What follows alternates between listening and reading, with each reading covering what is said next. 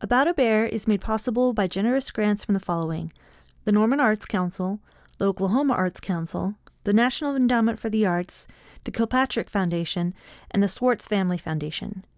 We would also like to thank Yellow Dog Coffee Company and the Show Starts Now Studios for their help, as well as Friends of Namron for their generous contribution and support. Thank you.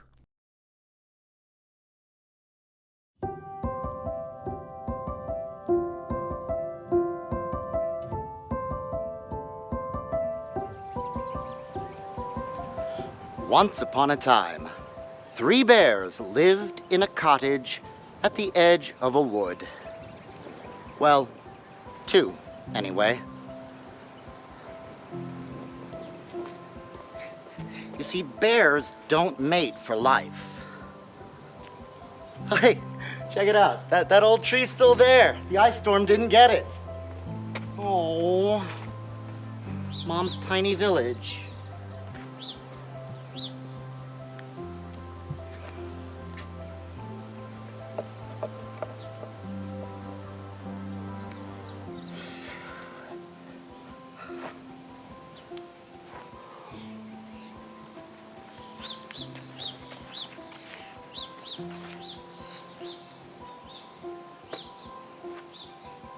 Oh.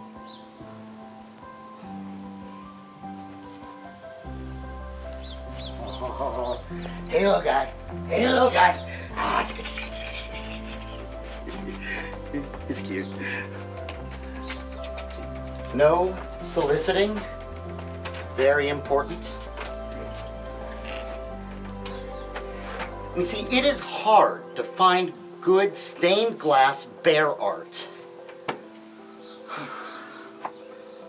Well, here goes.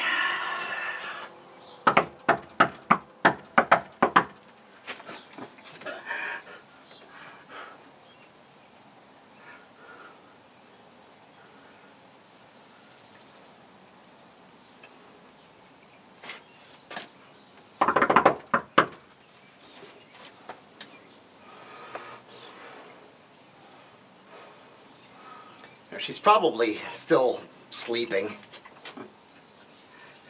Well, no shit, Sherlock. And I should still be sleeping.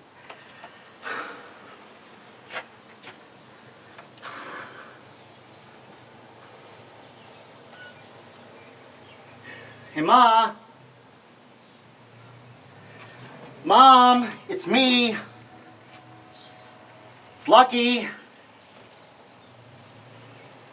Mom, wake up!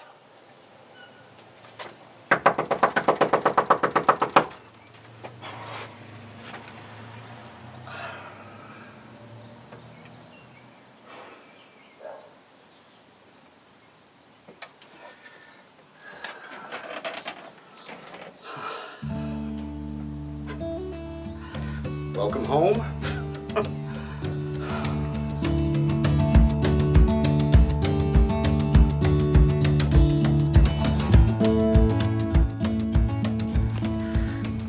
You want any help? I'm good, thank you. Okay. Everything's on wheels for the most part. Probably just as well.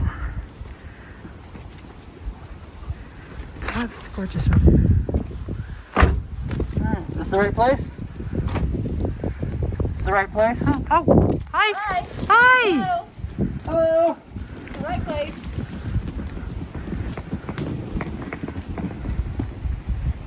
We're gonna be going this way. Alright. So, well, Yep. you know, welcome. You found Yes, it. we did. It's not that hard. I didn't know there's gonna be 2 of you.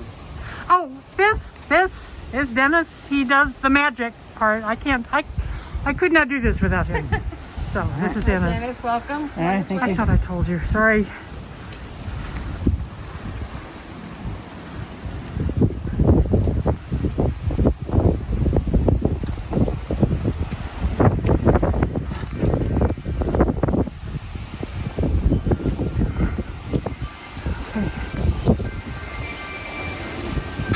Oh my God!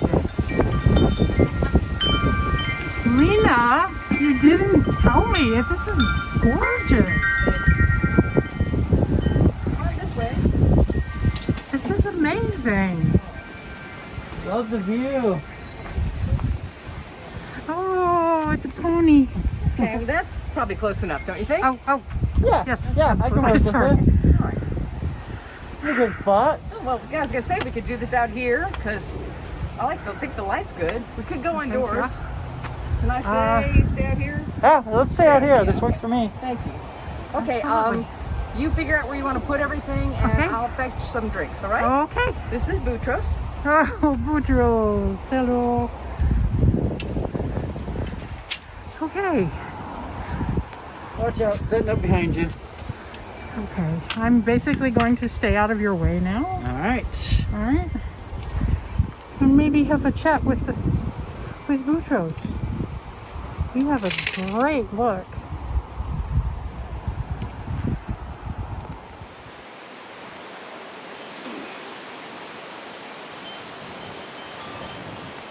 Alrighty.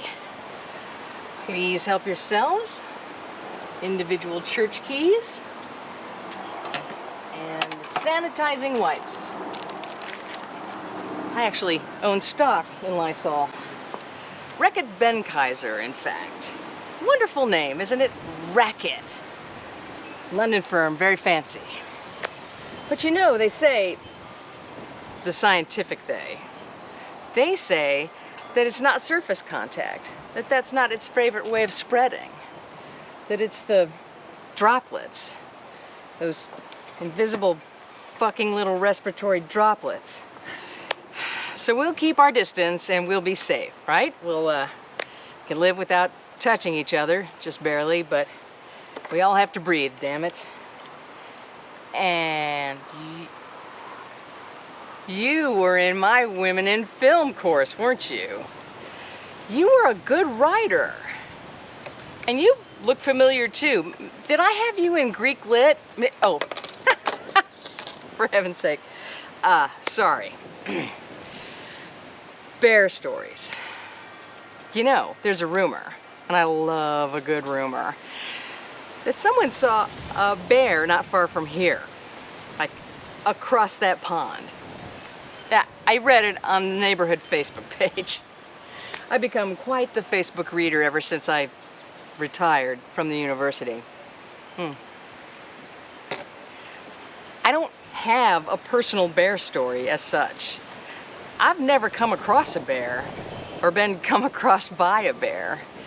I know you said I could talk about some awful circumstance, some big bear that I've had to deal with during this time of plague. But really, I just can't let myself get caught up talking about my own misery. I might never stop. I have something better though, and I think you'll like it. It's a fairy tale about a princess. It's called Bearskin. Sorry, Mom's always been a sound sleeper, but I found this by the back door. Oh. Huh. Lucky. Waited up as long as I could, hoped I could last till the new season of Jane the Virgin, but biology is a bitch. Oh well, it's time you found your own place anyway.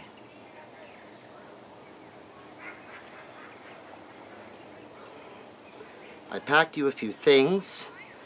I have no words of wisdom for you, except don't trust people, especially little girls. And don't go looking for your dad. He is an a-hole deluxe. If you find him and he's awake, he'll probably kick your ass. She spells ass with $2 signs. Best of luck to you in all your future endeavors, Honey Bear, your loving mom. P.S. If you're still here when I wake up, I'll most likely kick your ass. No dollar signs. Nothing personal, just like I said, it's time you found your own place.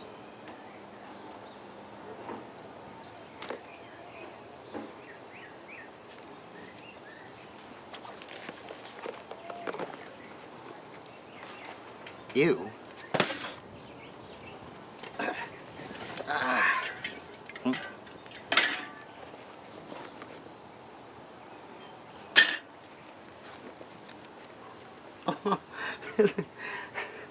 They've got tiny little pizzas on them.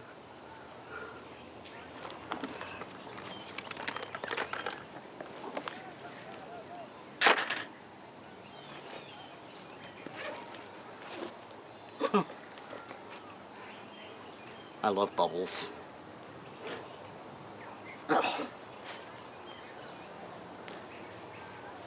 Oh!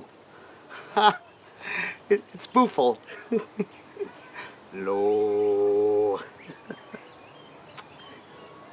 I'm going to kill your family. Lo. Okay, maybe not.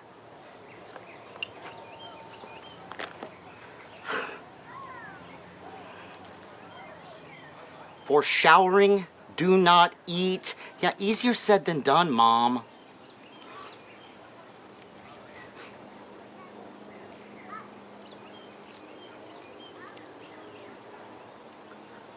Hey.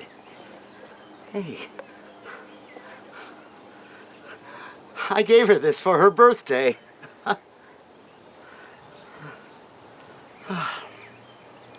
I'm going with the llama book for now.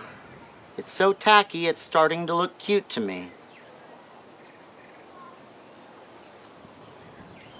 Copied this from my body-positive yoga lady. Shame-free New Year's resolutions, finding my why. Hey!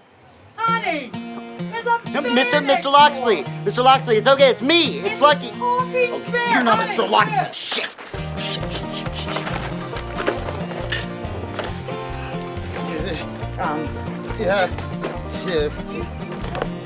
No, I'm good, I'm fine. We'll talk later, okay?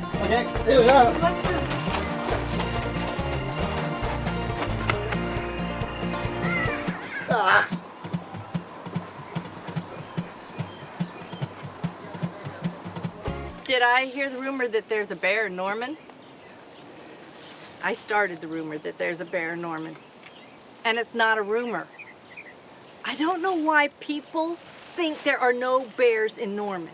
I don't know why people haven't seen them. It's not like they're any good at hiding. Bears are dumb. That's all. Mean and dumb or hungry and dumb. And you can't think of them as cartoon characters. Smokey the Bear, Yogi Bear, Boo Boo. Come on, are you kidding me? Oh, wait. Black bears don't kill people, only grizzlies kill people, and not very often. Well, how often is enough? And they don't have grizzlies in Oklahoma. That's not the point. People need to educate themselves. Bears are bears, and they're dumb. And you don't ever know what they're gonna do next.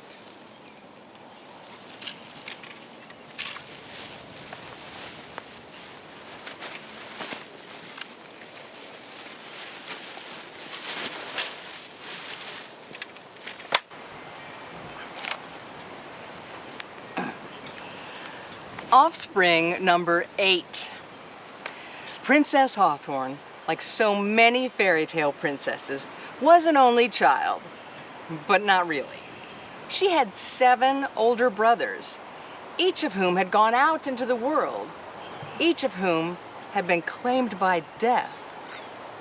7 brothers, 7 tombs. Chills, right? So Hawthorne's parents were not keen to lose offspring number 8, even if it was female.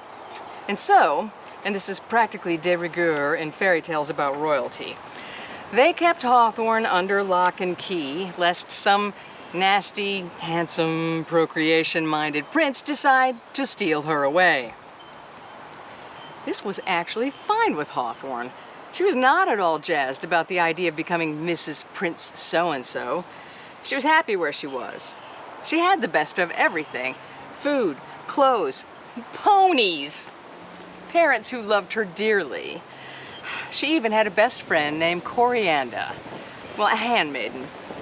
But when Coriander wasn't washing and mending and brushing crumbs out of the bed linens, she and Hawthorne shared secrets and told each other ghost stories and gossiped about other princesses who had really awful parents and no friends and had to marry the most vile, disgusting. Well, you know what has to happen next. Finding your why. Question number 1. What lights you up? Oh, hormones, various chemicals running through my bloodstream and electrical impulses shooting through my brain. Let's see what Mom says. A clean house. Oh, a good mystery. She loves a good Tony Hillerman.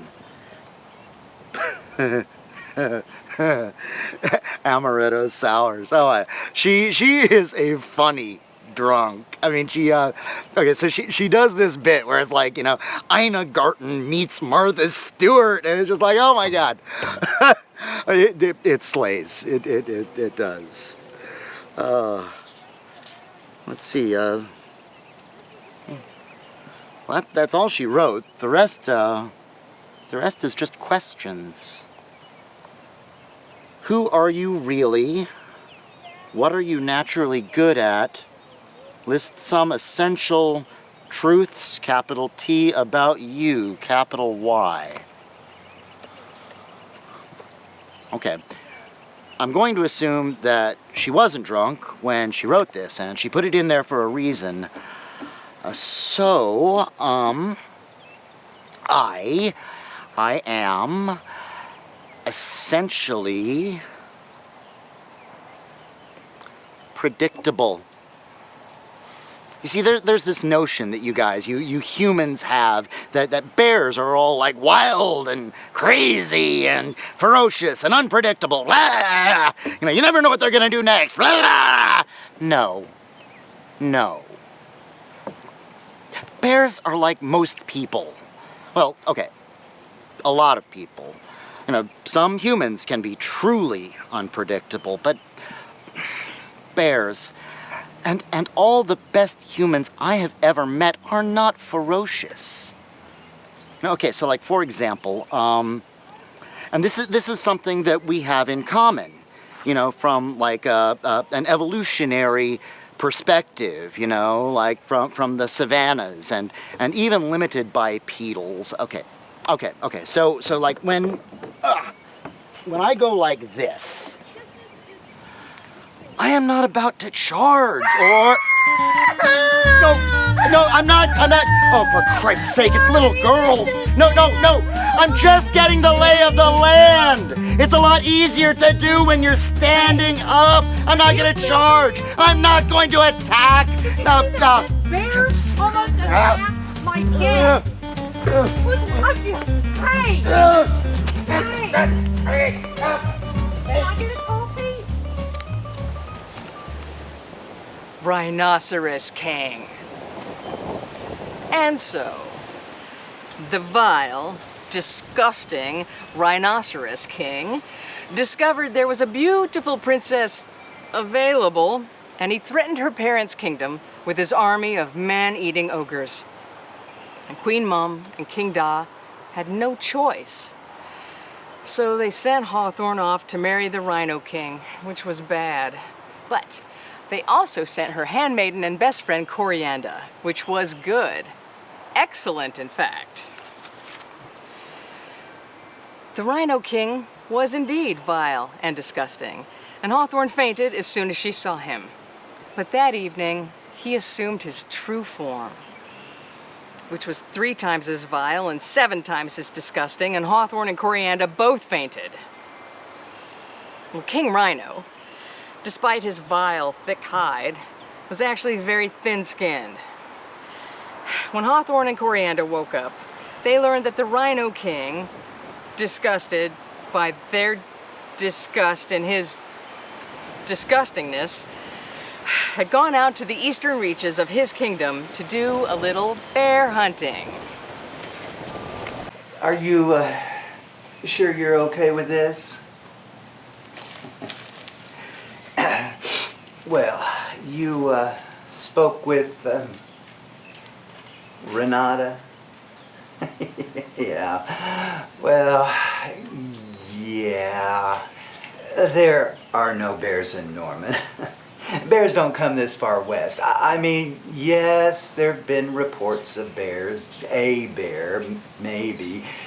Oh, spotted in, say, Woka, maybe Wayne down south of us. Oh, you know, on the way to the Chickasaw Wreck area. Have you ever been down there? Oh, you should go sometime when all this mess is done with.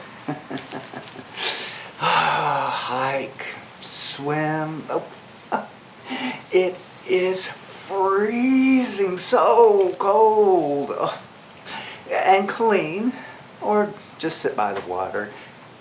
Take your kids camping, if you got kids. I mean that's none of my business.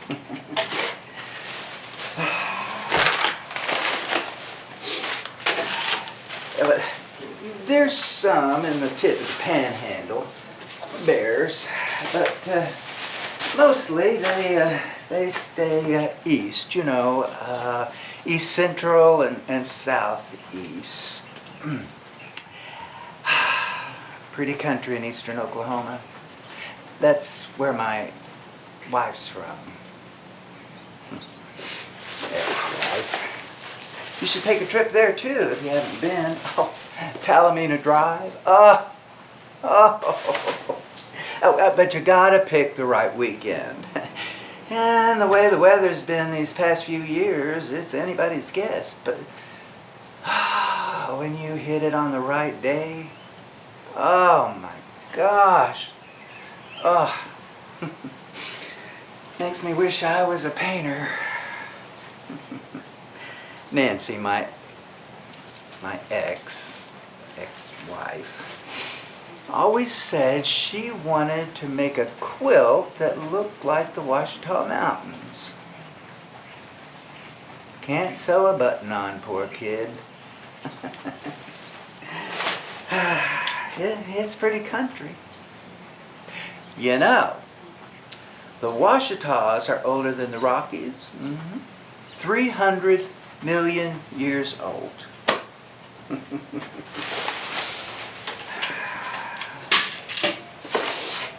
Find your why. Question number 2. What nourishes your mind?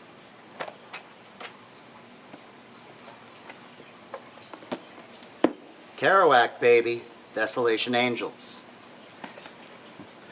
Also, essential truth about me, number 2, 3, whatever. I'm curious. You know, I want to know how things work. I want to know what and where and why. And yeah, I want to know, is this fun? Or can I eat that? You know, no judgments, pal. You do it too. Bears are social. You know, I mean, okay, so no, we don't mate for life. And yes, if my mom finds me sleeping on her porch on July 4th, she'll probably kick my ass, but we have friends. Okay, we don't try to keep each other out of our territories. We don't have territories. Okay? I mean, we range. We range. We are at home on the range. And we share stuff. Public libraries, man, they get it.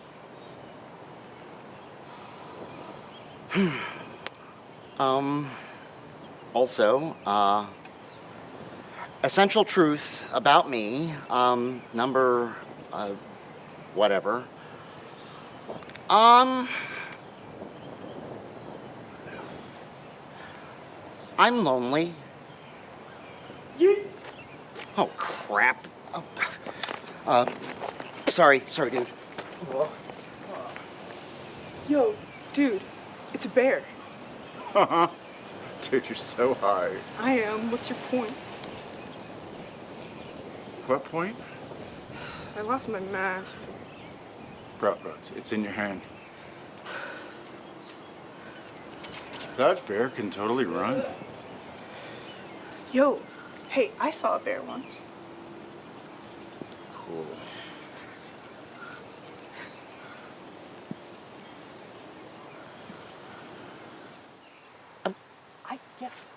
Here.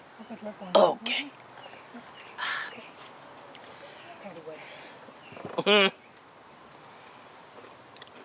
I've gained 10 pounds during this shit.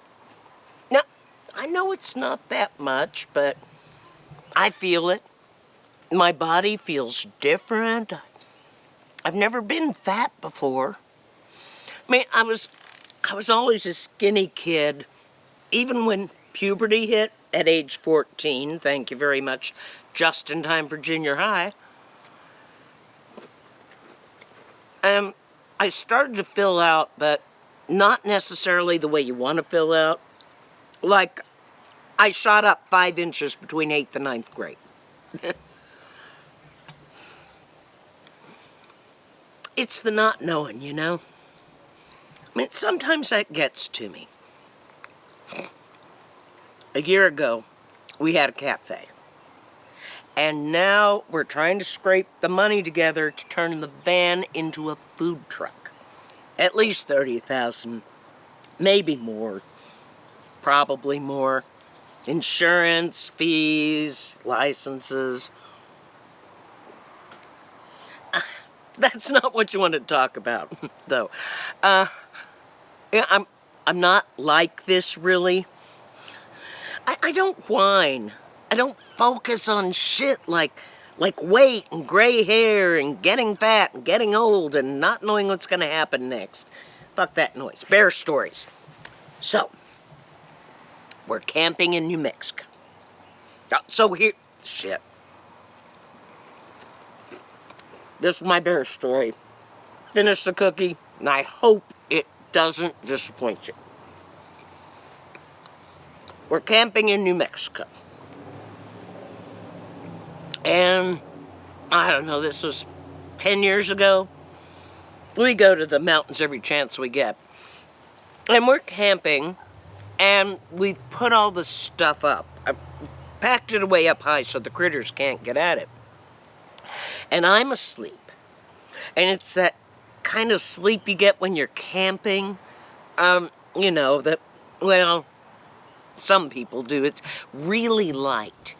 It's like you're floating just a little bit above the ground. It's like, if camping sleep were soup, it would be consommé. There's a clearness to it, a clarity. It's the egg whites. They take out all the sediment. Egg whites, jeez. Bear story. Okay, so, I'm in that floaty sleep, and the beast, aka my husband, is snoring away, and suddenly I wake up. And it's not the snoring, I'm used to that. There's something out there. Something banging away at the truck. And naturally I think, oh shit, it's a bear. And my husband, the beast, won't wake up if we use dynamite, so I'm going to have to scare it away myself. So I crawl over the lump, unzip the tent, crawl on out. I have no idea what I'm going to do. Like, wave my arms and just yell, it's a bear, for God's sake. And then I think, what if it's a person? And suddenly, all I can think of is that my nipples are standing at attention. I mean, it gets cold in New Mexico at night, even in August. Not like in Oklahoma where you can drown in your own sweat. But I don't want a total stranger serial killer bear staring at my boobs. So I start to reach in to get a blanket, and something catches the corner of my eye, and I squeal. I can't help it. I mean, it scares the shit out of me. And when I squeal, this raccoon, the size of a coffee table, waddles out from behind the truck. and hisses and growls at me, and I scream, and it waddles off, and 3 little raccoons, like footstool size, go running off after it. Mama Raccoon and the Raccoonets. So, that's my bear story, with no bear.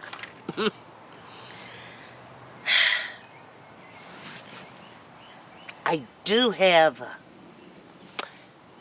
well, it's not really a bear story, it's more like Goldilocks. Do you want to hear it? Oh, hang on, I heard the timer. Baby bunt cakes.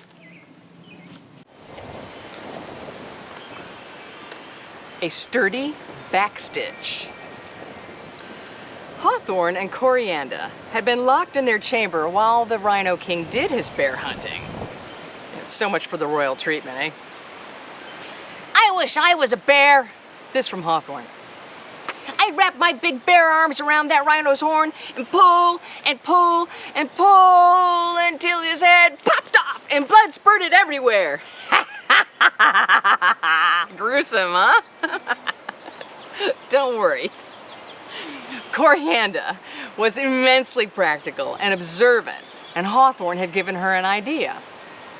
She had noticed that there were bear skins everywhere in the castle, so she pulled one off the wall of their chamber and flung it over Hawthorne, pulled out her trusty mending kit, and started sewing the princess in. Ah! It smells! This from, Little Miss Princess, blood spurted everywhere. It smells like freedom, Corianda said, while she whizzed through a sturdy backstitch. Here's the plan. I'll yell for help, and when they open the door, you make a break for it. Head west, and don't stop until you are safely out of this armpit of a kingdom. And that's what happened. Corianda screamed bloody murder, the doors flew open, Hawthorne felt a mighty whomp on her backside, and she ran, and ran, and ran, and it was awful and awkward, and she kept tripping over the floppy bear paws and running into trees because she couldn't see through the eye holes, and the bearskin was so heavy, and the smell.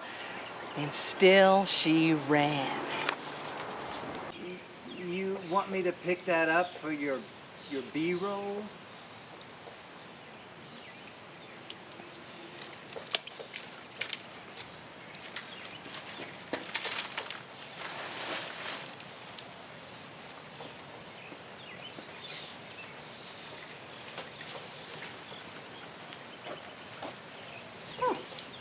Talk to Phil.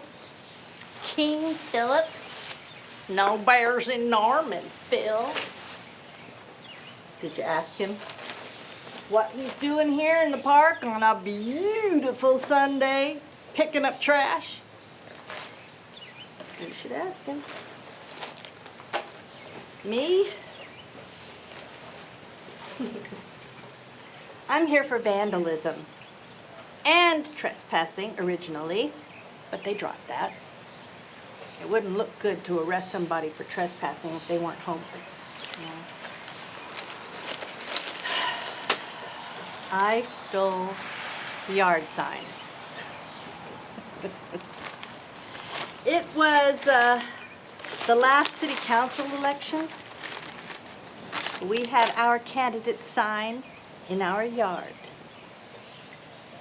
The day of the election, some citizen put their signs on either side of ours. Sandwiched ours, so you couldn't see it from either direction.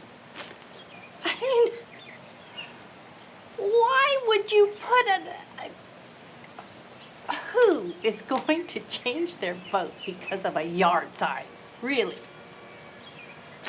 But it was,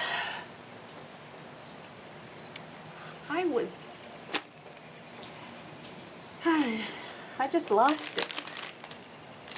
Out of nowhere.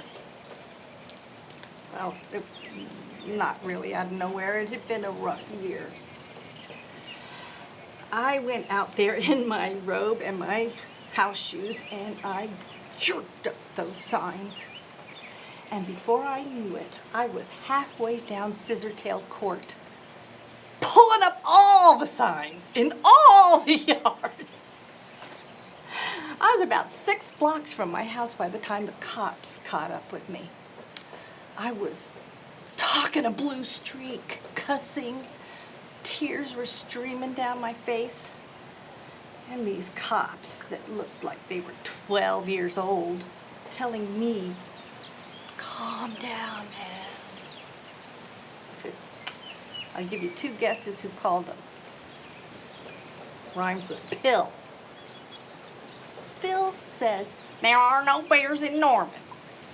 Well, just because he hasn't seen any doesn't mean they aren't out there.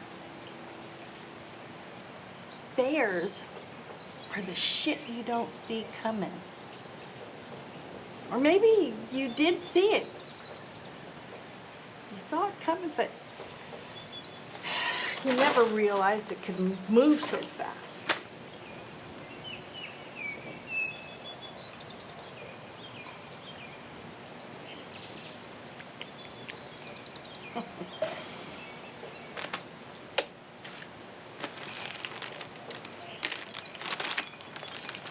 I have to eat my lunch.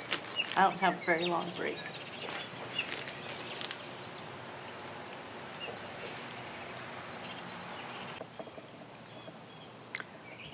Find your why. Question number 3. What pleases my 5 senses? How can I indulge them? Suggestion number 1. Enjoy the great outdoors.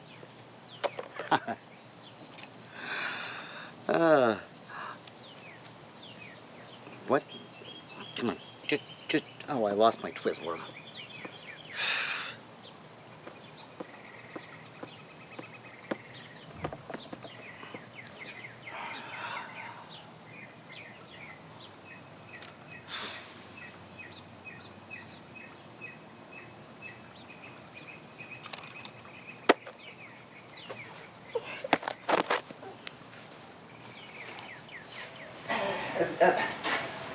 They like trees, shrubs, ferns, bears. You're going to find that stuff way more around the hills in southeast and central Oklahoma. And when breeding season's coming up, late June, early July, the mamas are kicking the kids out of the house, so to speak, and a couple usually find their way into town around Poto, Evener. When late Wister floods, sometimes they get bears coming out for the fish. Fishermen don't much like it, but bears gotta eat too. Better stealing your fish in a state park than rooting around in your trash cans at home. So, I can't say there are no bears in Oklahoma. Obviously there are. But I can pretty safely say there are no bears in Norman, Renata. And I've seen bears, real bears, up close, once.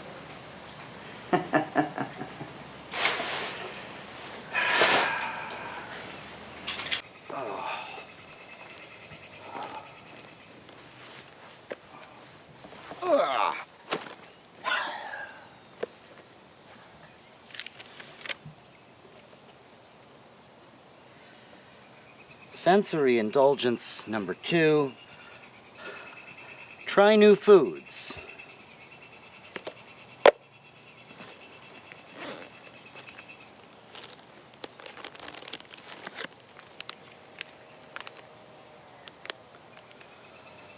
Garlic and olive oil quinoa.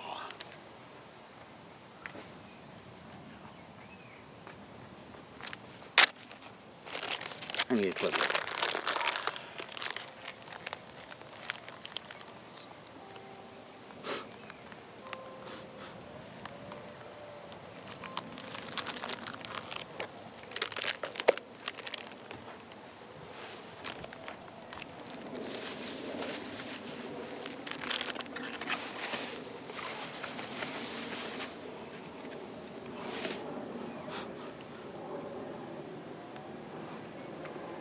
It's new to me. Hot, hot, hot, hot, hot. Oh.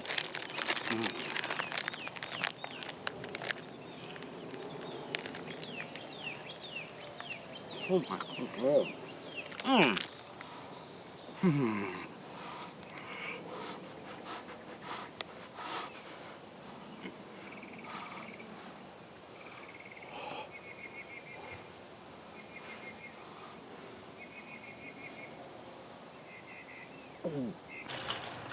You want some help? Yeah, could you move that tray there? Oh, great, You want it? thanks. Right there. There we go. Okay. Help yourself, please. Oh. What would you like? You want a root beer? Oh, okay. Ooh. All right.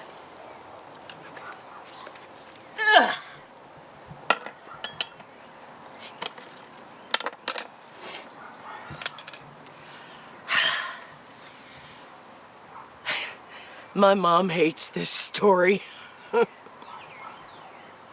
She thinks it makes her look like a neglectful mother. Well, I guess we'll let history decide, right? JK, Mom. Love you. Okay. So, we're from this little piddly town north of Bartlesville. And we've just moved back from Stillwater, and crazy new daddy #1, so I'm 9. And we're living over Mary's bar and pool on the main drag. My mom's working for Mary in her dress shop next door to the Rexall Drug. Oh, Mary she's an entrepreneur. Many irons in this little town's fire, and it's just me and my mom in this apartment. And there's a kitchen with a gas stove, which I almost burned the house down with twice, cooking myself breakfast. A long living room with a fake fireplace. Tall windows that look over the street. Tall ceiling. A little bedroom where my mom is that has this huge bed that takes up most of it. And an alcove cubby hole where I sleep in my little twin bed. And no bathroom. No bathroom in the apartment. We share a bathroom with the old man across the hall, Mr. Gustav. So, to use this bathroom and take a shower before bed so I'll be squeaky clean for school the next day, I have to walk down this long hallway, and there's just one single light bulb. And I zip down that hallway anytime, night or day. But at the end of the hallway, there's a door. And it's solid. And it opens to the roof, and it's always locked. But in the bathroom, there's a window. And that's always locked and nailed shut, but there's a roller blind. And if you lift that up, it looks out onto the roof. And there's all sorts of stuff out there. I mean, boxes and boxes, and some junk, but not all junk. There's books. There's a sofa. Old-fashioned, covered in green velvet, with a curly-cued wood on the arms and across the top where it curves and carved legs. And there's a kitchen table. Legs are rusted, but the top looks fine, and the chairs that go with it, well, 3 of them, and those legs are rusted too, but the vinyl looks fine. You could sit in them. And always, when I go into the bathroom, I peek out from behind the blind, because sometimes he's out there. Mr. Gustav from across the hall. Now, he's not doing anything. He's just sitting there smoking. That's how I know he's there at night, that red tip on the end of his cigarette. And I'm not worried that he's out there, I'm jealous. I mean, I want to be out there, in and among those boxes and all those things. I want to sit on the sofa and read one of those books. I am a good reader. I want to look in that box with the flap out, and you can see a creamy-colored, lacy-looking sleeve. Maybe it's a wedding dress. Or a cocktail dress. I know what those are, because my mom sells them at Mary's. So, I hatched this scheme. I'm going to get that window up. So I get the hammer, pull out the nails, scrape out all the paint from the lock and around, get it all out of the window cracks, and get it all out and get that window up. And I do. Takes me a week. I probably could have picked the lock on the hall door faster, but I didn't know how to do that until later.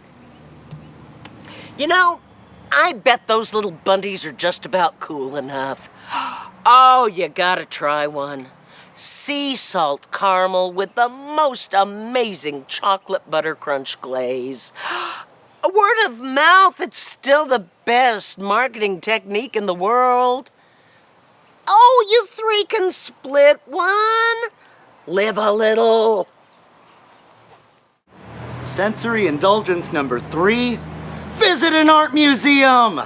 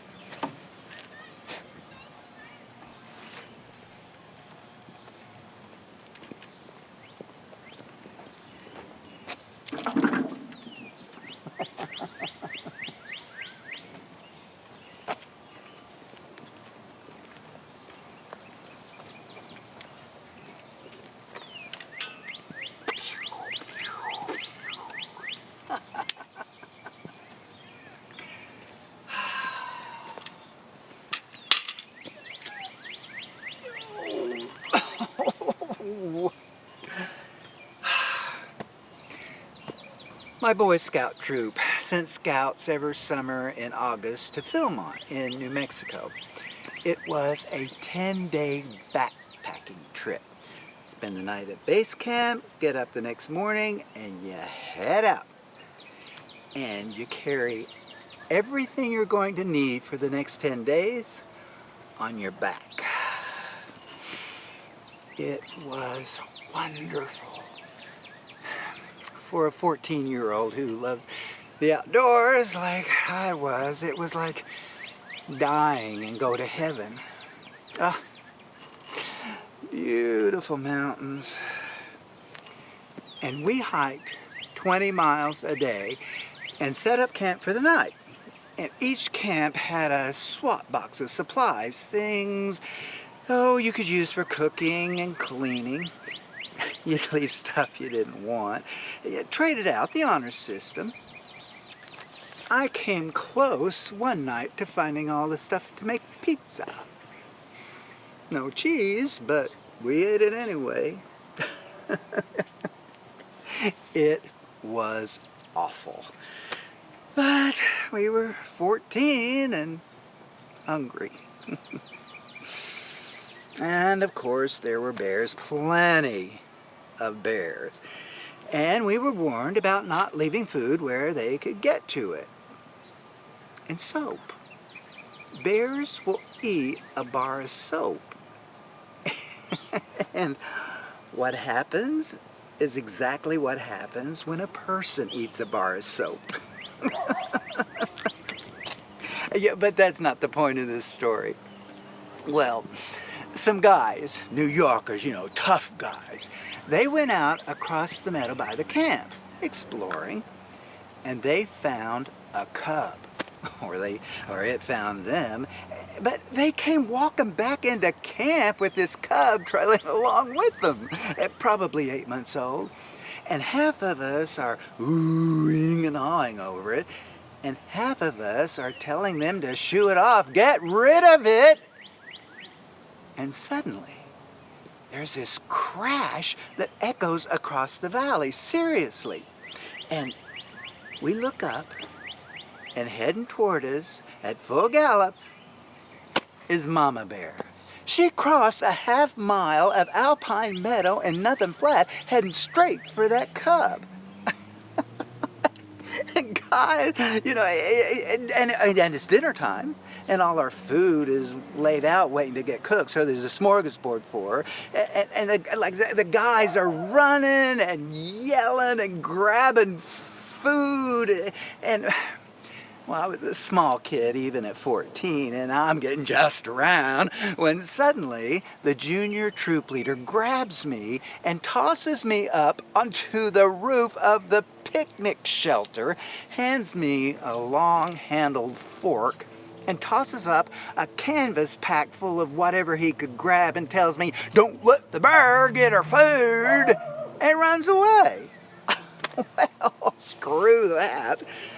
As soon as that bear got into camp and started sniffing around, I started throwing food as far as I could to distract her. Bag of powdered milk. Whoosh! No big loss, nobody liked powdered milk anyway. Can of Vienna sausages. Whoosh! That I regretted. I'm glad I didn't know what good climbers black bears are. Turns out, though, all she wanted was the cub. She looked around, spots her baby, ambles over, gives it a nudge with her nose. And that cub wrapped its little arms around her snout. And they kind of waffle at each other. And then off they go. Nancy used to make fun of me because every time I tell that story, I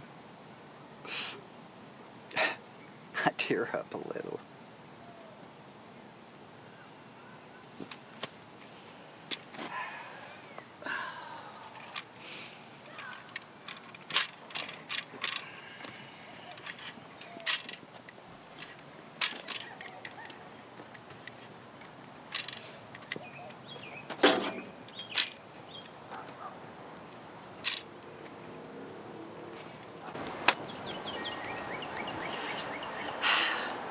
Transformation. As Hawthorne ran through the cold, damp darkness, she began to find her stride. Those floppy bear paws fit better than the finest handmade slippers. The eye holes fell into place, and Hawthorne saw everything, even in that pitch-black night. The bearskin felt light as her own skin, and she could smell earth and grass and smoke from wood fires far away, and the scents of flowers and herbs bruised under her paws as she ran. She wasn't awkward and tripping. She was loping, bounding, galloping. What the hell? Well, practical and observant as Coriander was, she was also a little bit magical. Not a full-blown sorceress. Somewhere between a fairy godmother and Marie Kondo. When she backstitched Hawthorne into that bearskin, a transformation began. By the time she reached the kingdom of Felicity, Princess Hawthorne was no longer merely disguised. She was transformed. into a bear.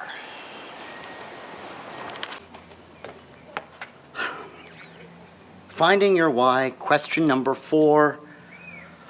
What would knocking it out of the park in your career look like?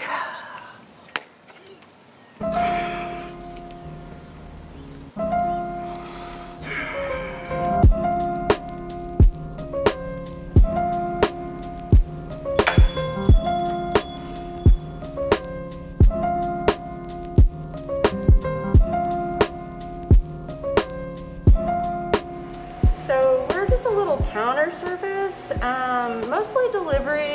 We need somebody that really knows the area. Oh yeah, like the back of my hand. Righteous. Okay, so just one more thing. I'm a bear. Pardon? I'm a bear.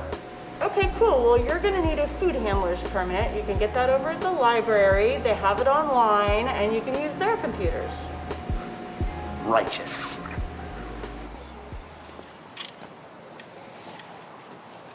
I moved out of the house last August.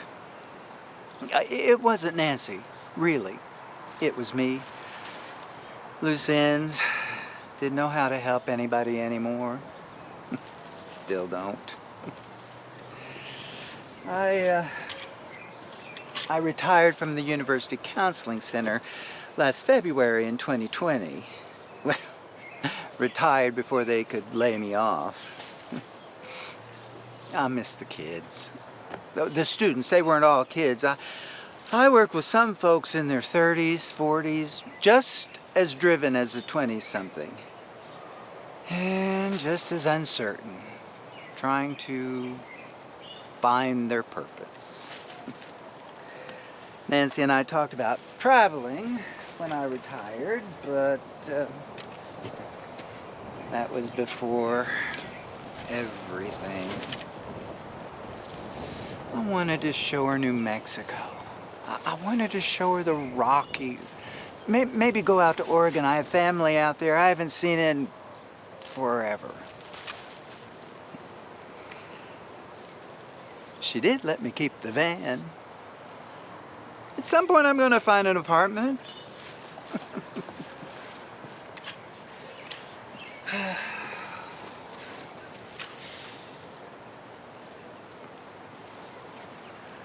I was there when somebody put those signs in Renata's yard. I was parked outside Nancy's house. It makes me sound like a stalker, doesn't it? Well, crazy is as crazy does. I had the divorce papers with me. Signed, yes. But I was 5 o'clock in the morning. I wasn't there to give her the divorce papers. I was there to see if there was another car in the driveway. And there was. The same one that's been there since last August. Who the hell has an affair in the middle of a damn pandemic?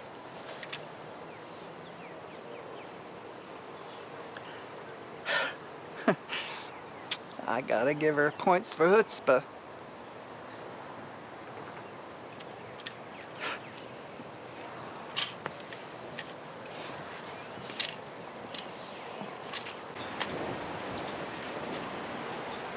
I know this is your favorite part. How I adore you. In the kingdom of felicity, at the edge of a meadow full of wildflowers, Hawthorne first saw King Zelindor, who was also hunting bear, but he didn't shoot her because she bowed to him in such a courtly way, and he thought, this is some kind of special bear. And even though Hawthorne didn't speak, and almost immediately, they kissed! And no! The kiss did not turn Hawthorne back into her old self, although she wished it would, because she suddenly saw herself as hideous. She was a bear. How could she tell this handsome, wonderful, perfect king that she loved him? Remember, Corianda was only a little magical. A bear that could speak with the voice of a human princess was above her pay grade. And even if Hawthorne could express her love, how could she ever expect this dreamy-eyed, delicious morsel love a bear? King Zelindor didn't care that she was a bear. He was a little confused that he didn't care, but he didn't. He had never been so thoroughly in love with anyone in his life.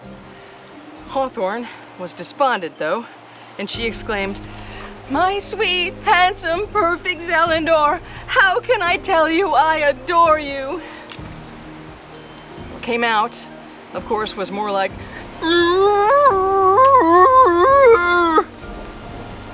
even Hawthorne heard it. "Alas, my dearest Princess Bearskin." Have you ever noticed how people in authority positions always have to name things? "Alas, I see that you cannot possibly love me." "No, no, no, no, no! I adore you!" Or as Zelindor heard, "Very well, I shall go." And with that, King Zelindor departed.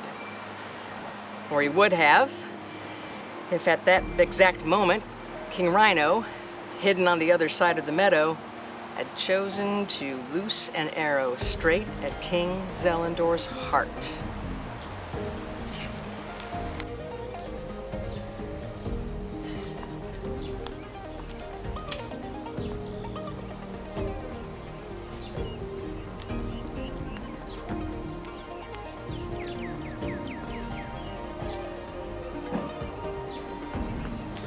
Mrs. Nyeman! Oh, no, you guys, I've told you all I want to tell you. I gotta go home. Mrs. Nyeman, it's me. Look at you. Hey! When did you get Hey, back? just a couple of weeks ago. Oh my God, look at you. You're Oh. so hairy. Yeah, You look like yeah. a mountain man. Have you been camping? Yeah. Hey, okay, so, my mom's not answering the door. I was just like, did she take off again? I just, I didn't want it to be like last time when she forgot to unplug the iron, you know? Is she, did she take off again?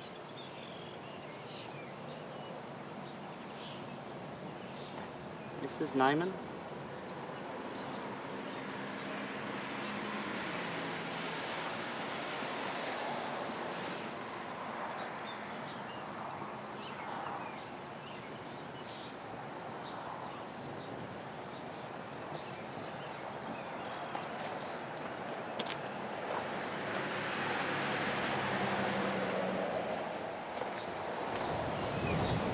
Dennis, give me some space.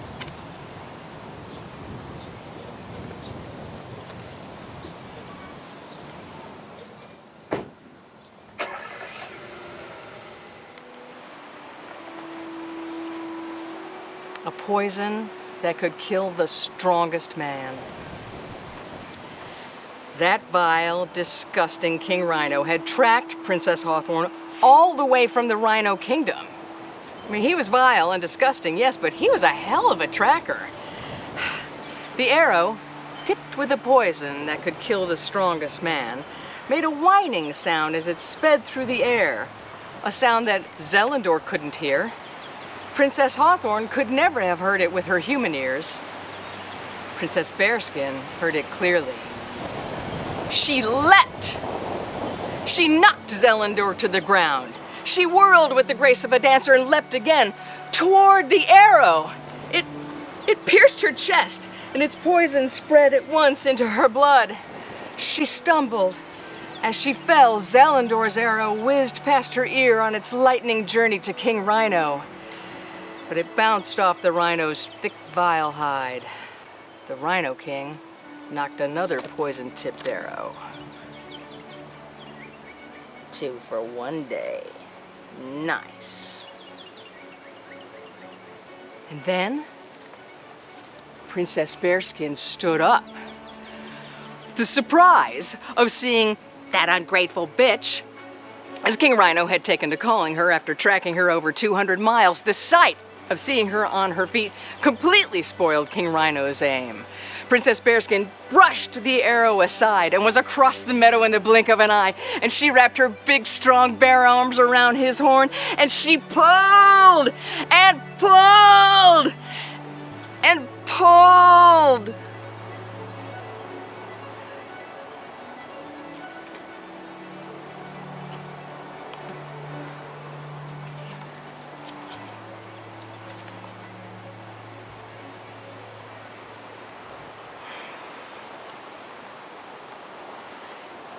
When she came back across the meadow, Princess Bearskin found her handsome, wonderful, perfect King Zelindor lying in the grass.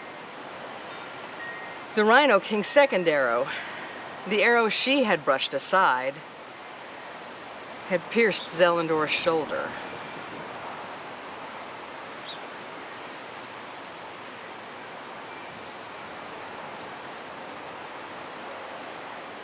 Okay, here they are. Oh, here.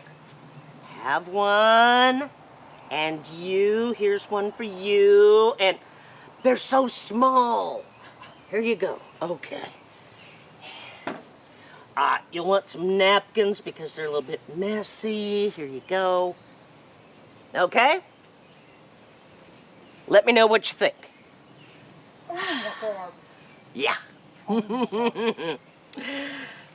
So,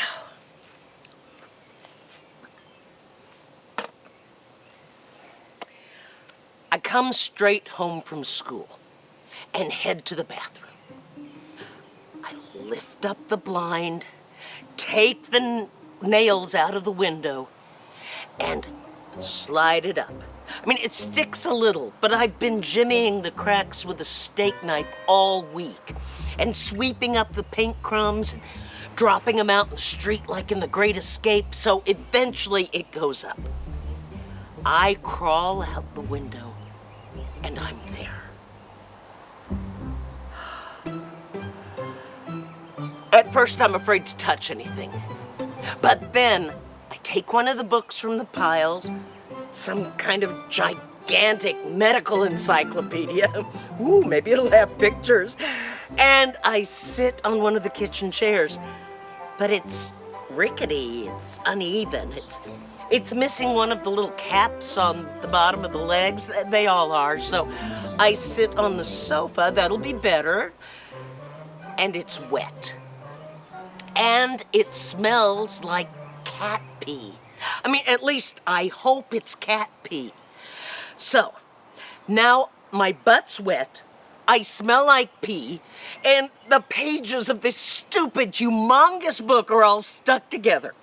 And I'm about to crawl back through the window and hope I can replace the nails before my mother finds out what I did and wash the pee out of my jeans, and I see that creamy, lacy sleeve. So I pull open the box, and sure enough, it is a wedding dress. And I start to pull it out, and the seam rips. I mean, it doesn't even rip, it just disintegrates. I'm holding the whole sleeve in my hand. And then someone comes into the bathroom. I can't think. I can't even breathe. I turn the doorknob, and fuck me if it doesn't click right open. And I fling it open, and I run all the way down the hall to our apartment. And I hear my mother downstairs. And she starts to come up the steps. And I'm still holding this sleeve in my hand, so I shove it down my jeans. I look down the hallway, and that door is closed.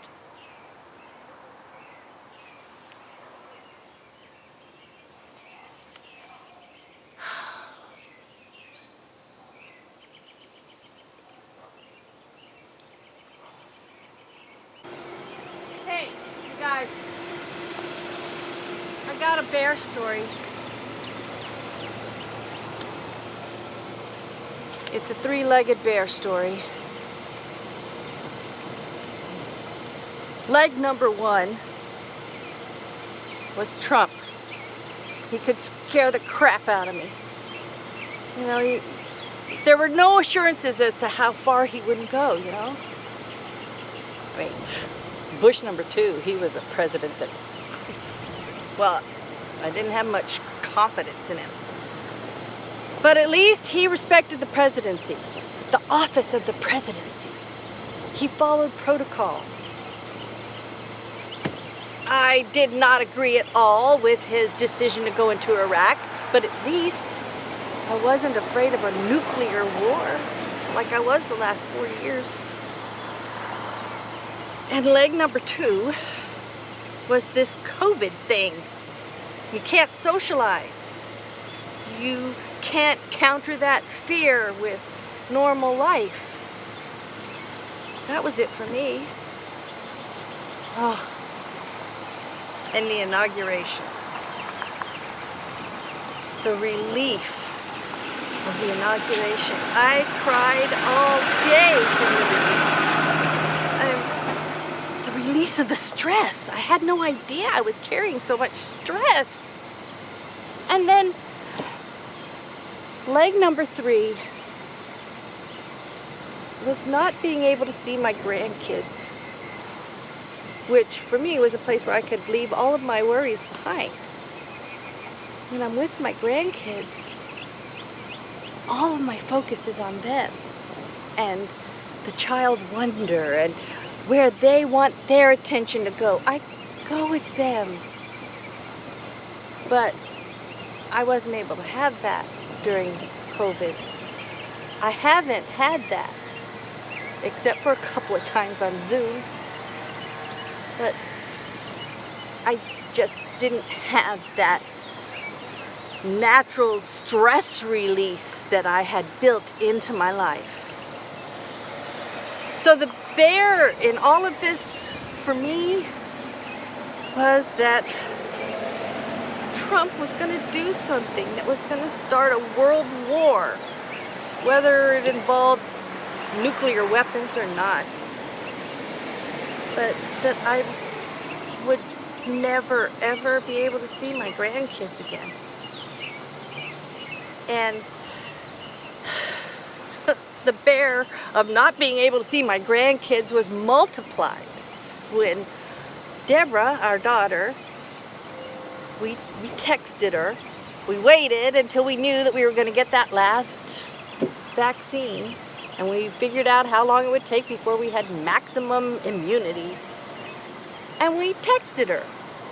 Now, up to that point, Deborah's worry, or her spoken worry, was that if we gave you COVID and you died, I would never be able to live with myself.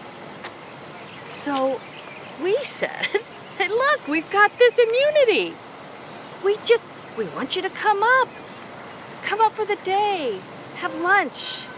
We can wear our masks. There'll be plenty of hand sanitizer, but we'll all be in the same place.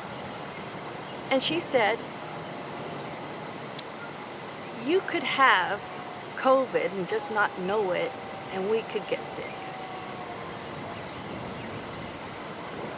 Well, I guess it's just this COVID thing, rupturing relationships, and you just don't know what it's going to do.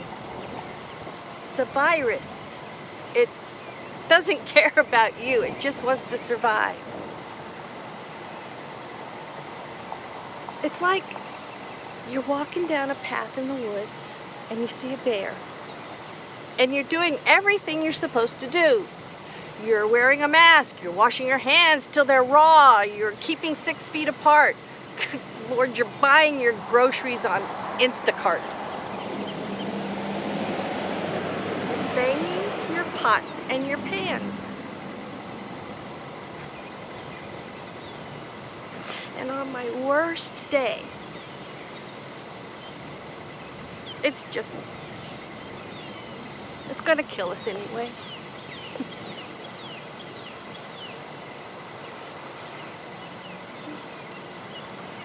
I gotta go.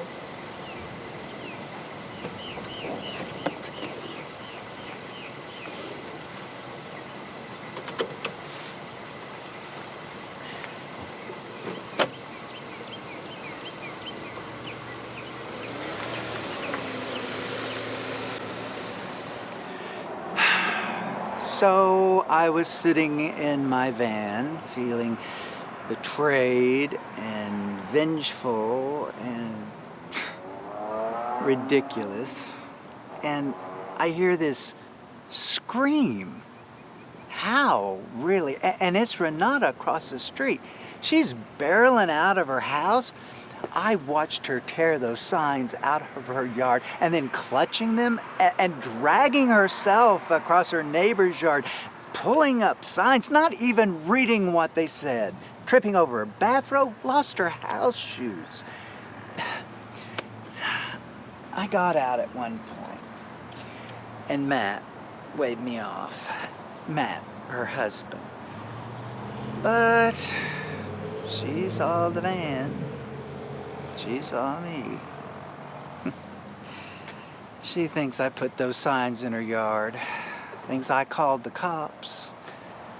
But I wasn't the only one watching her. Lights went on, up and down the street. And when the light went on at the house next door to us, I saw it.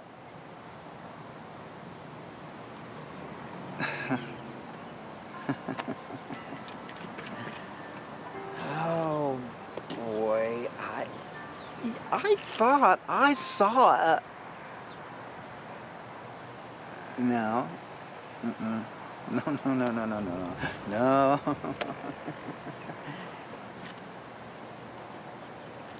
There are no bears in Norman.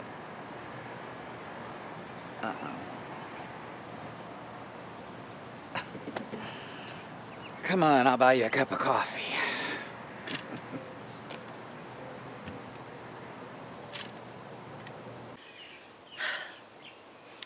My mother never asked me about the steak knife. I don't think she even knew we had a hammer.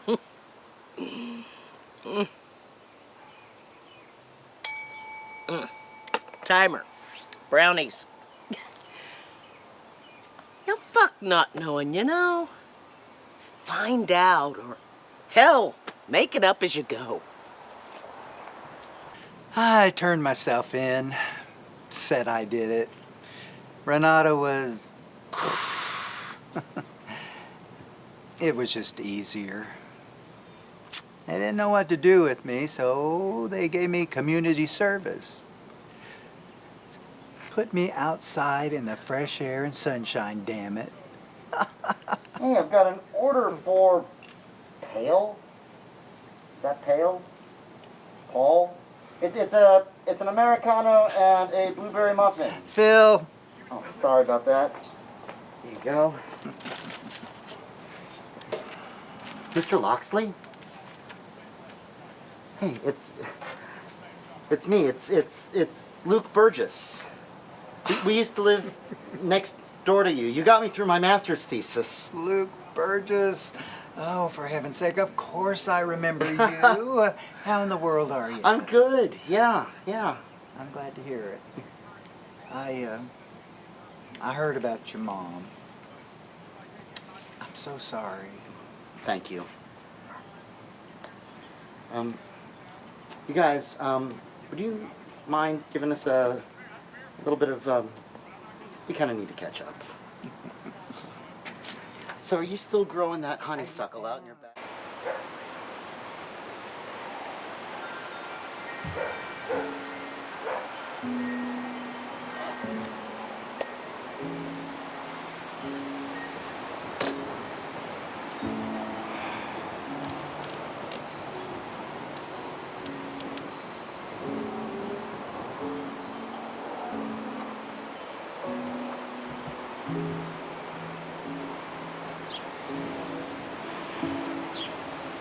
Back in February of 2020,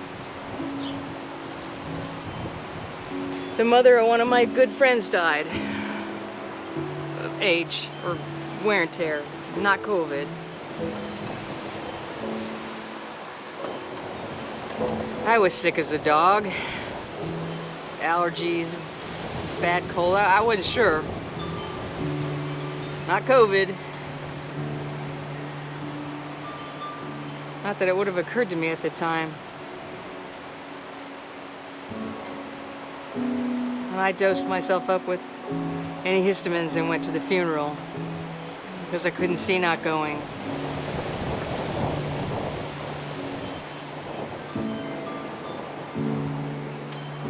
I tried to isolate myself in a pew at the back, but there were so many people. I'd hoped to slip out after, send my friend a note or call. The family was lined up, shaking hands, receiving condolences. And again, I couldn't not.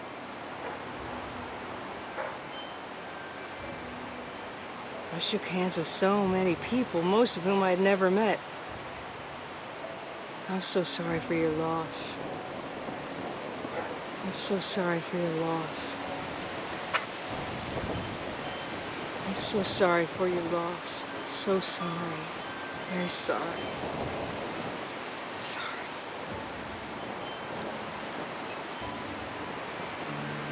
I tried to do the same thing with my friend, and she was not having any of it.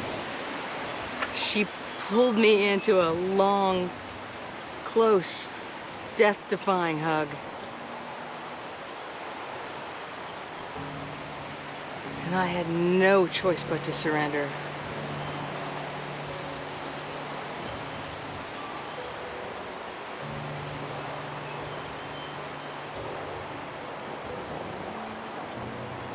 She finally let me go. And I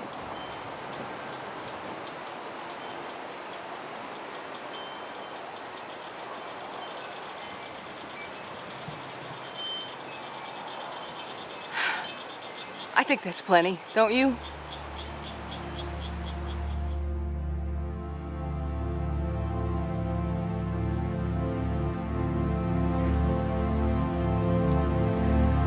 Yeah, I'm probably gonna have to sell the place.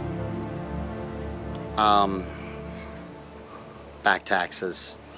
And it's all right, you know, I never could sleep in there anyway. There was this weird electrical hum all the time. It used to drive the both of us crazy.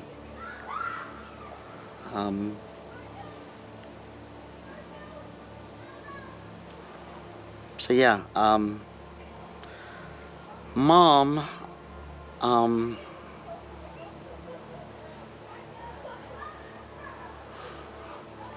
Mom's ranging, you know, just a little bit farther than usual.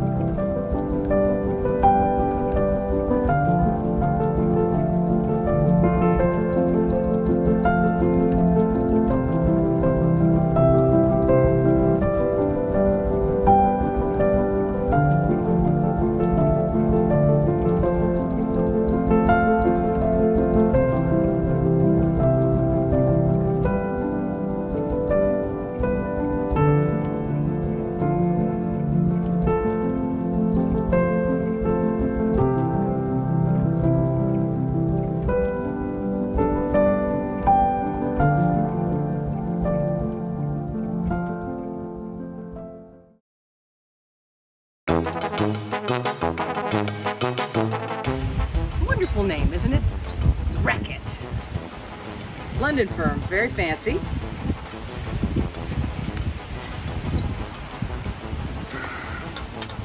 Forgot my line.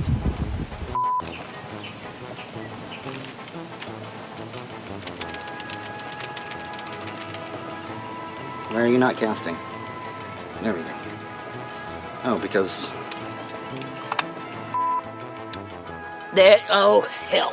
The beginning always buffaloes me when I change from one to another. Okay. Sensory indulgence number 3. Visit an art museum! Or an alleyway!